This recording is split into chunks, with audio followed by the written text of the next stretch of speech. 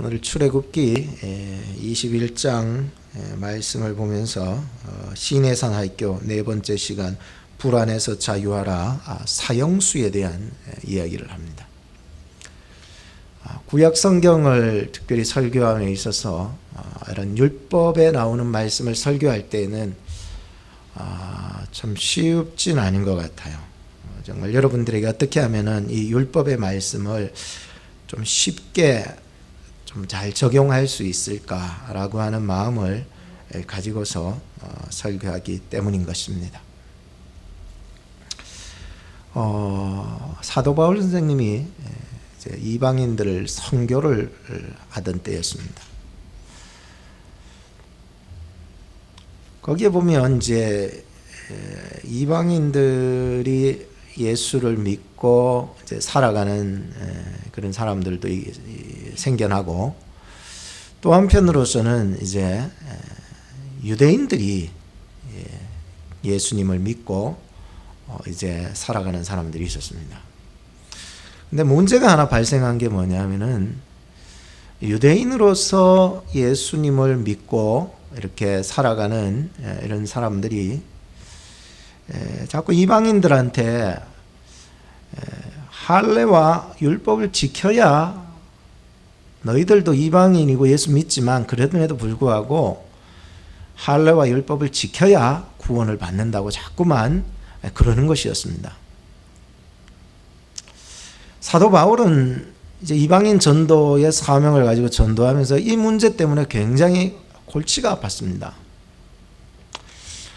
그래서 이 문제를 들고 예루살렘 총회로 돌아와서 이 문제를 해결해 주기를 원했었습니다. 그때 예루살렘 총회의 지금으로 말하자면 총회장 정도 되겠지요. 그때 베드로 사도께서 이렇게 말합니다. 할례와 율법을 그들에게 강요하는 것은 오히려 멍에를 매는 것이지 않냐. 우리도 지키지 못했고 우리 조상들도 지키지 못했던 그 할례와 율법을 그들에게, 이방인들에게 자꾸 강요를 하게 되면 그것은 그들에게 멍해가 된다. 오직 구원이라고 하는 것은 믿음과 은혜로 구원을 받는 것이지 이 할례와 율법이 될 수 없다라고 이렇게 못을 받게 됩니다. 그때 옆에 있던 야고보 사도께서 이런 말을 하죠. 맞습니다. 이 율례와 이 할례라고 하는 것은 우리를 더 괴롭히는 것에 불과한 것입니다. 그러나 이방인들의 특성상, 왜냐하면 유대인들은 이미 하나님의 율법, 율례를 받은 사람들이었기 때문에, 이방인들은 전혀 하나님의 율례, 율법을 모르는 사람들이었잖아요. 그래가지고 그들의 특성상 세 가지 율법의 말씀은 적용할 필요가 있습니다. 성경에 구체적으로 나오진 않았지만 그 설명을 좀 해드릴게요. 왜 이방인들에게 전도해 나갈 때에 이런 율법의 말씀 다음 세 가지 금지사항을 적용을 해야 되는가? 그것은 그 이방인들은 예수님을 믿어도 이 세상에 살던 옛 습관들이 너무나 몸에 배어 있다 보니까 언제 또 돌아갈지 몰라요. 다시 잘못된 신앙으로 돌아갈 수 있어요. 이방인으로서 예수를 믿었는데, 구원은 받았는데 그들이 혼합신앙에 쉽게 빠져든다는 거예요. 왜? 전에 자꾸 그렇게 살았기 때문에. 여러분들도 한번 돌아보세요. 어떤 사람은 50평생, 60평생, 70평생을 살아왔는데 그 습관을 예수 믿는다 해가지고 쉽게 고칠 수 있어요? 없어요. 그래서 사람들은 혼합주의로 하나님 반, 물질 반, 하나님 반, 인간 반, 그래서 인본주의적인 신앙으로 흘러가기 너무 쉽기 때문이었습니다. 그래서 세 가지 율법의 말씀을 적용을 하는 거예요. 첫째는 뭐냐면은 우상의 제물을 먹지 말라 이렇게 얘기를 합니다. 우상의 제물을 먹기, 옛날에 우리 왜 어릴 적에 제사밥 먹지 말라고, 넌 그 앞에 가서 절도 하지 말라고 목사님이 신신당부해 주셨잖아요. 안 보는데 뭐 절하면 어떻고, 안 보는데 제사밥 먹으면 어때, 이렇게 생각을 했는데 항상 목사님이 그 말씀에 귓전을 눌리니까 제사밥을 안 먹고 그 제사상에 절도 하지 않았었잖아요. 왜냐하면은 이방인들은 이 우상의 제물, 제사밥을 먹음으로 말미암아 쉽게 또다시 하나님을 잊어버리고 이 우상에 빠질 수 있었기 때문이었습니다. 두 번째는 금지사항이 뭐냐 하면은 음란하지 말라 이렇게 얘기하고 있습니다. 음란이라고 하는 것은 육체적인 음란도 하나님의 이 창조적인 질서를 깨부수는 것이 맞지만, 여기에서 말하는 이 음란이라고 하는 것은 조금 차원이 높습니다. 육체적인 음란보다도 이 음란이라고 하는 것은 영적인 음란을 말해 주었다는 거예요. 무슨 얘기냐 하면 그들이 이 영적인 음란을 통하여서 우상을 섬기게 된다는 거예요. 우상을 섬기기 전에 신의 마음을, 자기들의 신이죠, 신의 마음을 더 뜨겁게 만들기 위해서 그 신전 앞에서 몸을 벗고 간음을 하잖아요. 그러면은 신이 마음이 뜨거워져서 더 축복해 주신다는 이런 개념에 빠져 있는 이런 사람들이다 보니까 간음을 하지 말아야 된다는 것을 막았다는 거예요. 무엇입니까? 그들이 쉽게 하나님을 잊어버리고 우상에 빠질 수 있었기 때문이었습니다. 마지막 세 번째는 뭐냐 하면은 목매어 죽인 것이나 피를 멀리하게 했다는 거예요. 이것은 단순히 말하자면 요즘 뭐 많이 매스컴을 통해서도 떠들고 생명 존중, 그래서 뭐 닭 잡아 먹지 말라, 돼지 잡아 먹지 말라, 소 잡아 먹지 말라, 생명을 존중하라라고 하는 이 하나님께서 이 세상에 부여하신 그러한 모든 피조물 속에 들어있는 그 생명체에 대한 존중감을 의미해 주기도 하지만, 사실 그것보다는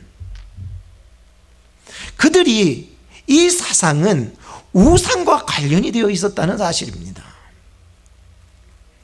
목매어 죽인 것은 피를 빼지 아니하고 그냥 피채 죽이는 것이거든요. 성경에서는 이 피채 먹지 말라고 얘기를 했고요.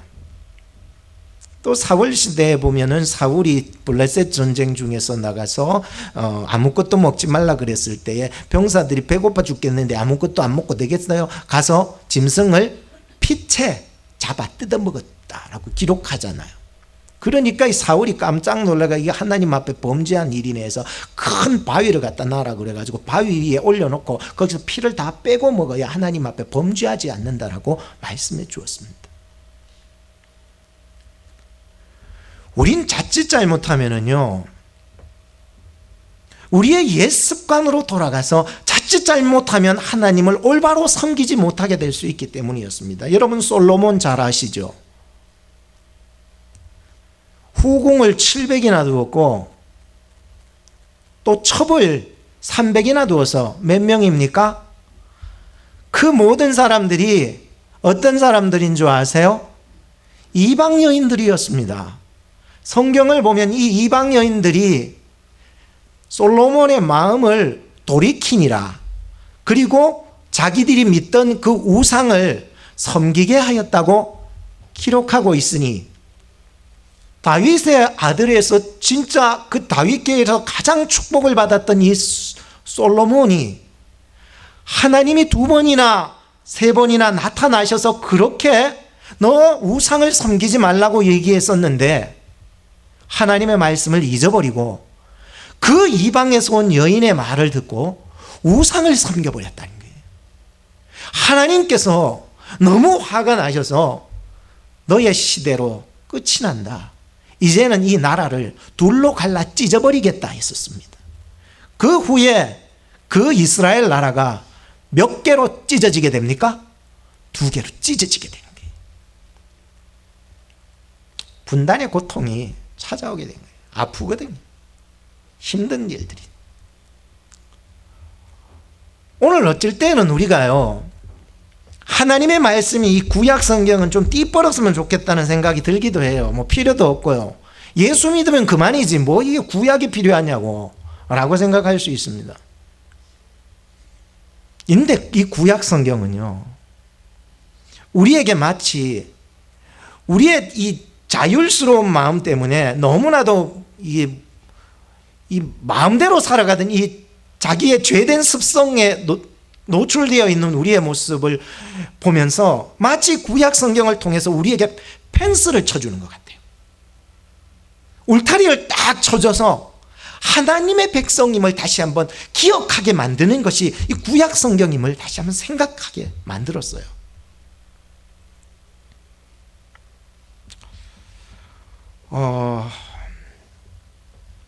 구원이라고 하는 것은 오직 은혜로 말미암아 값없이 그 믿음으로 말미암아 얻는 것이 구원인 줄로 믿습니다. 그런데 나는 이미 구원받았다. 그래, 나는 구원받았다. 나 예수 믿는다. 구원받았다. 구원받았으면 그만이지 뭐 딴 게 뭐 필요 있어. 이렇게 생각하는 현대인들이 너무 많다는 거예요. 나 예수 믿어. 구원받았어. 나 터치하지 마. 나 건드리지 마. 성경에 사복음서에 나오는 것도 많아. 사실 예수에 대한 얘기는 여러분들 4개의 복음서 안에 들어있잖아요.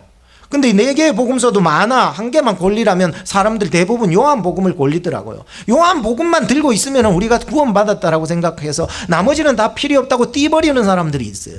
누군지로 아세요? 초대교회의 이단이었던 말시온주의자들. 그리고 또 어떤 사람인 줄 아세요? 돌 김용옥 씨. 구약 성경은 띠버려야 된다. 폐지해야 된다. 없애버려야 된다.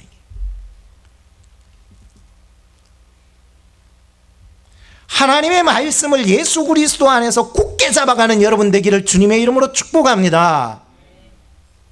이것은 여러분들을 안전하게 지켜주시는 울타리가 되어줄 것이고 여러분이 하나님의 백성임을 다시 한번 발견하게 하는 귀한 말씀이기 때문이었습니다. 그래서 마치 구약 성경은 시어머니 같아요. 며느리에게 시어머니 같아요.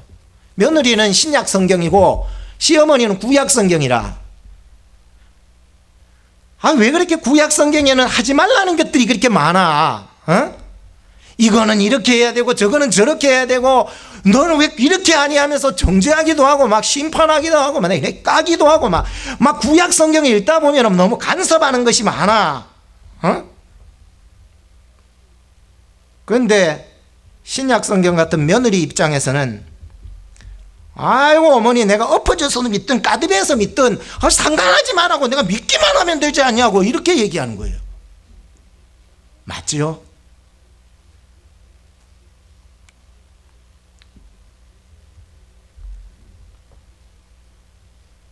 우리는 성경을 바라볼 때에 구약 따로 신약 따로가 아니에요.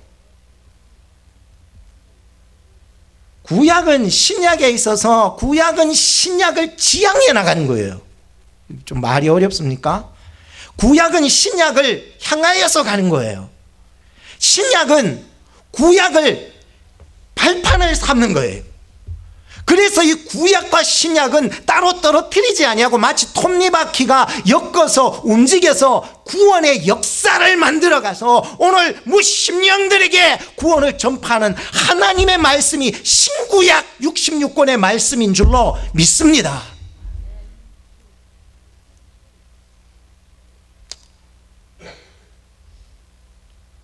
뭐 성경 덮어놓고 믿죠. 예수 믿으면 되지. 이건 뭐 필요 있어요. 덮어놓고 믿죠. 이러는데 여러분 덮어놓고 믿는 건 아닙니다. 아니 뭐 그러려니 믿지요. 뭐 이거 뭐 그러려니 믿지요. 그러려니 믿지요. 이건 그러려니 믿지요가 아니에요.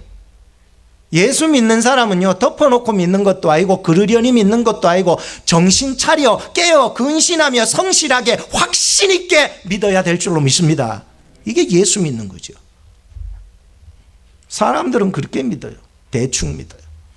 근데 예수 믿는데 뭐 하려고? 왜 목사님 오면 간섭하고 그래? 여러분들의 신앙의 울타리가 저뿐만 아니라 여러분들에게도 반드시 필요하다는 것입니다. 오늘 우리는 지금 구약의 율법서를 보고 있습니다. 굉장히 딱딱하죠. 뭐 죽인다 그러고 반드시 죽여버린다. 이게요, 반드시 죽인대요. 오늘은 우리가 율법서를 통하여서 예수 그리스도 안에서 이 말씀이 어떻게 성취되어 가는가 우리가 좀 살펴보며 은혜를 받았으면 좋겠습니다. 지난 시간에 우리는 노예에 대한 말씀을 들었었습니다. 그래서 죄의 노예, 마귀의 노예, 물질의 노예, 일의 노예, 사람의 노예에서 벗어나서 예수 그리스도의 노예가 되라 라고 말씀드렸습니다. 왜냐하면 이사야서 61장의 말씀의 예언처럼 예수님은 눌린 자, 갇힌 자, 얽매인 자를 자유케 하시기 위하여서 오신 메시아이기 때문에 그렇게 노예에서 풀려나 예수의 노예가 되라고 말씀을 드렸습니다. 오늘은 좀 사형수에 관해서 말씀을 드리도록 하겠습니다. 사형수도 죽음 앞에 서면은 굉장히 떨고 있습니다. 사형수들은요, 보통 자그마한 죄를 지어가지고는 사형 선고를 안 받습니다. 굉장히 죄질이 나쁘고 정말 이거는 너무너무 죄질이 나빠서 도저히 이 땅에서 풀어주면은 안 되는 사람들 있잖아요. 그죠? 또 풀어주면 어떻게 할까요? 이런 사람들은 또 죽이기 때문에 사형이라는 법적 선고를 만들 수밖에 없었던 거예요. 요즘 뭐 생명윤리를 많이 따져가지고 이 사형 제도를 존속해야 되는가 혹은 폐지해야 되는가라고 하는 이야기들이 많이 전부터 떠들썩했잖아요. 여러분 어떻게 생각하세요? 사형 제도가 있어야 될까요? 없어져야 될까요? 모르겠습니까? 성경적인 의미는 사형 제도는 존속해야 한다는 것입니다. 근데 이 사형에는 진짜 나쁜 사람만 죽이려고 법적인 선고를 내리는 것인데 진짜 나쁜 사람도 있지만 근데 그 중에는 억울하게 진짜 들어가 있는 사람들도 많이 있어요. 그렇지 않아요? 근데 하나같이 다 물어보면 다 억울하대요.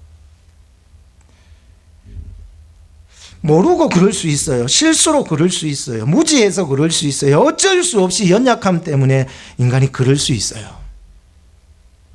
또 한 경우는 예수님처럼 아무 죄가 없고 혐의도 없는 예수님을 십자가에 못 박혀서 사형시켜버린 경우도 있어요. 근데 마지막 날을 되면은 선한 일을 행한 자는 생명의 부활로, 악한 일을 행한 자는 심판의 부활로 난다고 그렇게 말씀하셨습니다. 박효진 장로님이라는 분이 계시는데 서울의 명문교회 장로님이세요. 그리고 지금은 은퇴를 하셨지만 전에 서울구치소 경비대 대장으로 계셨던 분입니다. 구치소 즉 사형수들 혹은 중죄수들을 이렇게 오면은 그 사람들 관리하는 그런 장로님이셨는데 자기가 교도관 시절에 윤도영이라고 하는 죄수가 들어오게 된 거예요. 그 사람의 정보를 보니까 그는 4명이나 연쇄 살인을 해가지고 죽이는데 사형 선고를 받고 들어온 사람이었습니다. 이 구치소 안에도 예수 믿는 사람들이 교도관들이 있기 때문에 그들이 모여서 정말로 이 사람들이 마지막 가는 길에 예수 믿고 가면 좋겠다는 생각을 가지고서 기독교 가진 사람들이 그 죄수들하고 1대1로 제자 훈련을 하는 그런 일들이 있었어요. 그래서 그 사람을 만나서 말씀을 가르치고 기도하면서 죽을 때까지 계속해서 혹은 풀려날 때까지 있는 사람은 그렇고 해서 계속해서 말씀을 가르친다는 거죠. 이 박효진 장로님이 그 많은 죄수들 중에서 뭐 왜 특별하게 또 이렇게 윤도영이라 이 사람을 짝으로 만나게 된 거예요. 딴 사람들이 다 거부했어요. 그러니까 남는 게 지금 이 사람이니까 할 수 없이 장로님이 이 사람을 맡게 되었었는데, 이 장로님이 그 사람 사형수 윤도영 씨 앞에 가서 그렇게 말을 했습니다. 도영아, 나이가 어리니까 그때는, 도영아 죽을 준비 됐니? 라고 물었습니다. 근데 사형수들이 제일 싫어하는 말이 뭐냐면은 죽을 준비 됐니? 라고 하는 말이에요. 언제 죽을지 몰라요. 날짜하고 시간은 절대로 안 가르쳐줘요. 왠 줄 아세요? 죽이는 거예요. 자기가 죽는 것은 아는데 언제 죽어야 될지 모르는 거는 진짜 죽는 거예요. 이 말을 듣고는 정말로 얼굴이 갑자기 변색이 한 거예요. 울그락불그락해지더니 그렇게 된 거예요. 사람 4명 그냥 죽인 사람인데 뭘 두려울 게 있겠습니까? 그리고 장로님이 말씀을 읽고 위로를 해주기 시작했습니다. 도영아, 너만 사형수가 아니란다. 우리 모두 다 사형수란다.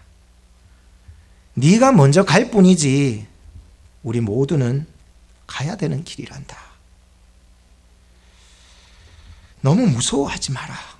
이런 위로의 말씀을 쫙 전해주게 됩니다. 그리고 말씀을 다 전하고서 이제 돌아서서 나가려고 했는데 이 속에서 그런 마음이 들더래요. 기도해주고 나가야지.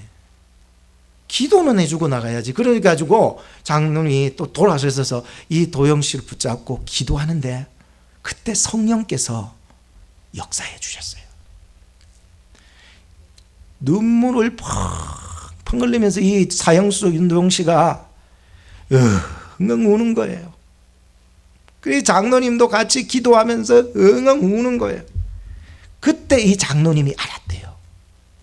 사람을 아무리 많이 죽인 사람도 죽음 앞에서는 떨고 있다는 것을 알았어요. 겉으로는 내가 사람 많이 죽여서 아닌 척 그렇게 살아가고 있지만 속에는 이 사형수도 살인범도 떨고 있더라는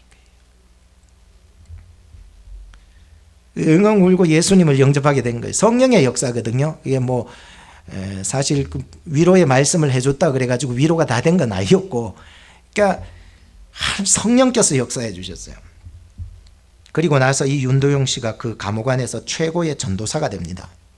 만나는 사람마다 죽을 준비 되셨나요?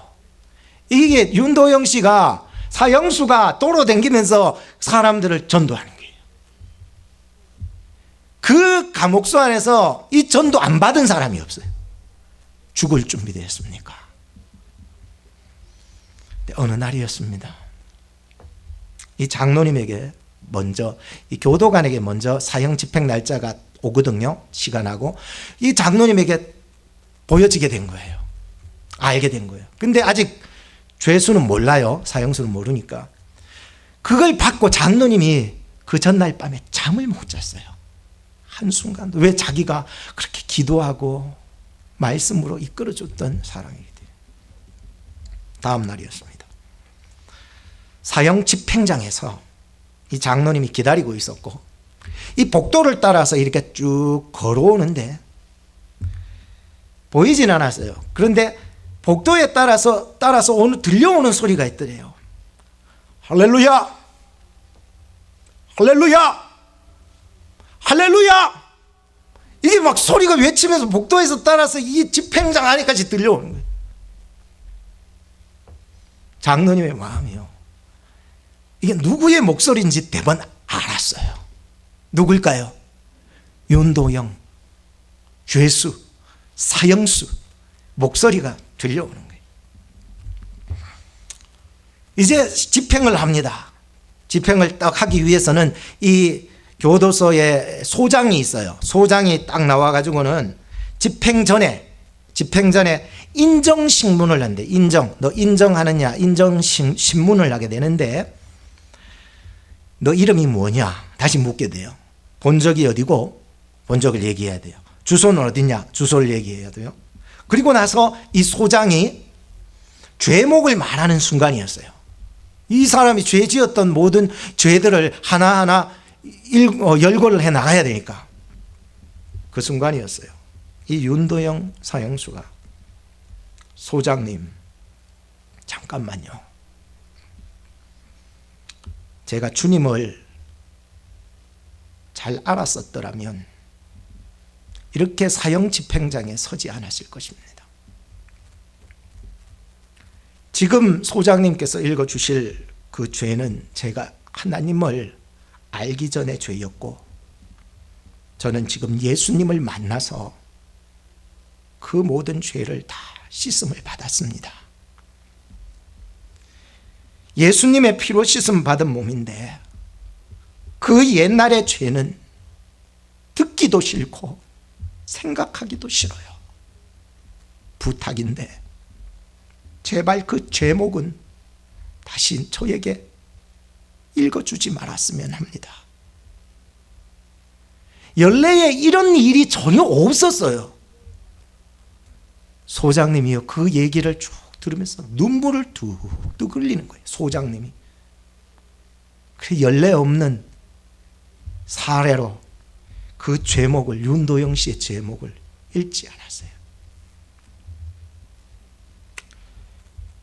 그리고 그의 얼굴에다가 흰 천을 덮어 씌워줍니다. 목에다가 밧줄을 걸었습니다. 그런데 그 흰 천 밖으로 들려오는 찬송 소리가 있었습니다. 윤도영 씨가 부르는 거예요. 하늘 가는 밝은 길이 내 앞에 있으니 철거덕! 몸이 공중에 매달리고 말았습니다. 찬송 소리가 끝나기도 전에 말이죠.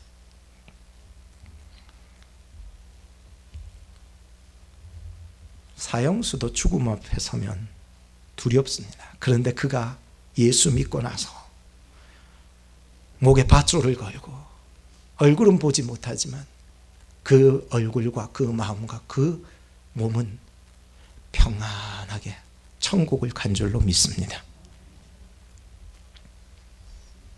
그리고 그의 안구와 장기는 필요한 사람들에게 다 나눠주고, 그의 남은 시체는 대학병원에 보내져서 다 해부용으로 그냥 쓰임받게 하고 다 주고 떠났습니다.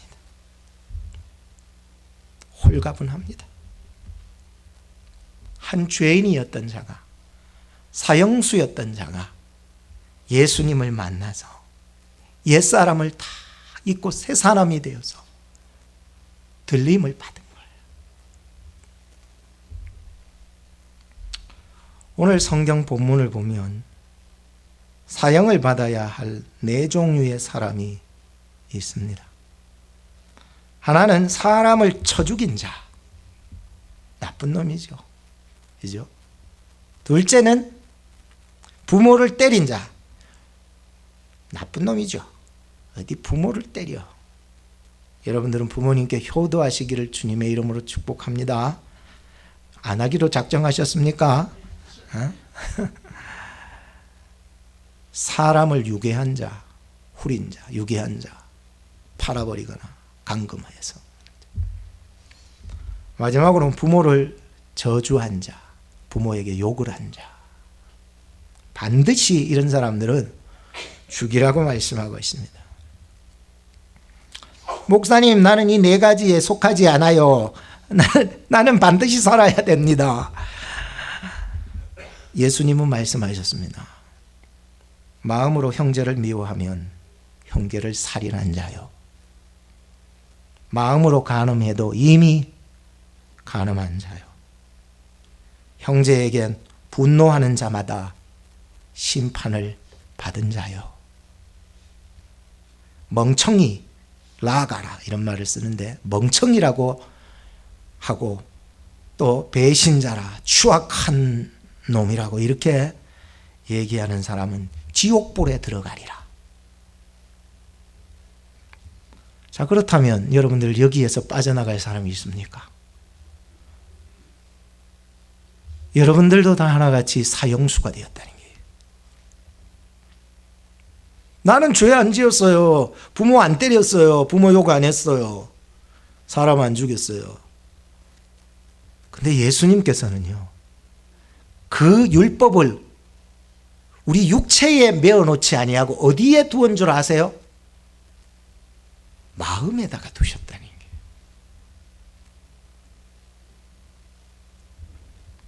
마음으로 이미 간음하니 간음했고, 마음으로 미워하니 살인했고, 마음으로 분노하니 심판을 받아. 이 멍청이 새끼라고 하니까 지옥불에 들어갈 놈이라고 정죄가 되어버렸습니다. 로마서 2장 29절에서 31절 말씀에 보면 21가지의 제목들을 읽고 있습니다. 여러분 혹시 자신을 한번 점검해 보시기 바랍니다. 불의, 추악, 탐욕, 악의, 분쟁, 사기, 악독, 수군수군, 비방, 미운 짓, 능욕, 교만, 자랑, 악을 도모, 부목, 거역, 우매, 배약, 무정, 무자비, 그리고 성경에 바로 이어서 말씀을 하셨습니다. 다 사형에 처하라.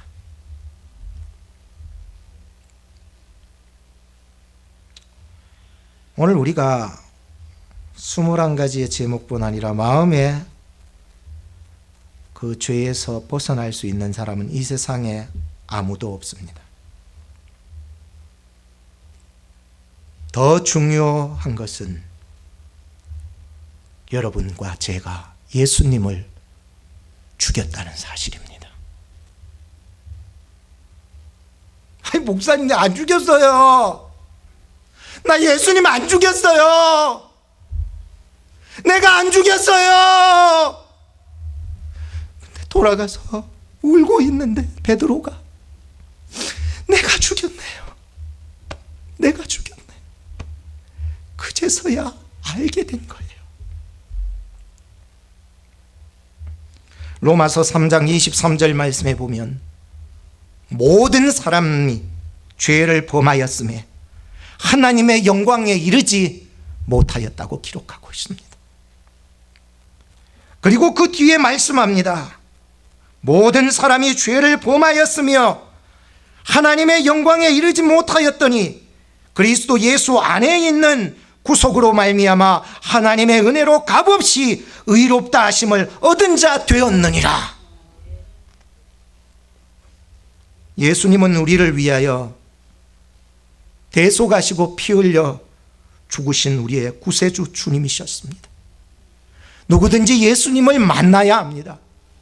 예수님을 만나는 사람은요, 우리의 모든 죄가 주홍 같을지라도 눈과 같이 희어지게 될 줄로 믿습니다. 우리 죄가 진홍같이 붉을지라도 양털같이 희어지게 될 줄로 믿습니다. 결론을 짓겠습니다. 오늘 우리는요, 예수님을 믿음으로 그 은혜로 값없이 구원함을 받았습니다. 율법의 그 완성자 되신 예수 그리스도와 동행하셔야 합니다. 오늘만 동행할 것이 아니라 내일도 함께하고 내일 모레도 함께하고 그 후에도 함께하고 계속해서 월요일 날, 화요일 날, 수요일 날, 목요일 날도, 금요일 날도, 토요일 날도, 주일 날도 주님과 동행하는 여러분 되시기를 주님의 이름으로 축복합니다. 기도하겠습니다. 나의 죄를 사해 주시리 아들을 아끼지 않으시 대속 제물로 주신 하나님 아버지께 감사를 올립니다. 하나님 아버지의 뜻을 이루시기 위해서 높고 높은 보좌를 다 버리시고 이 땅에 십자가에 못 박혀 죽으러 오신 예수님 감사합니다. 죽음의 그 두려움에서 서 있는 저희들에게 참된 평강과 소망을 주시옵소서. 힘들고 지친 인생 속에 예수님 꼭 만나고 영원토록 동행하며 살아갈 수 있도록 저희들을 지켜주옵소서. 주님 만나는 그날까지 찬송하며 이기게 하시고 감사하며 이기게 하시고 기도하며 이겨나가게 해 주옵소서. 예수님의 이름으로 기도하옵나이다. 아멘.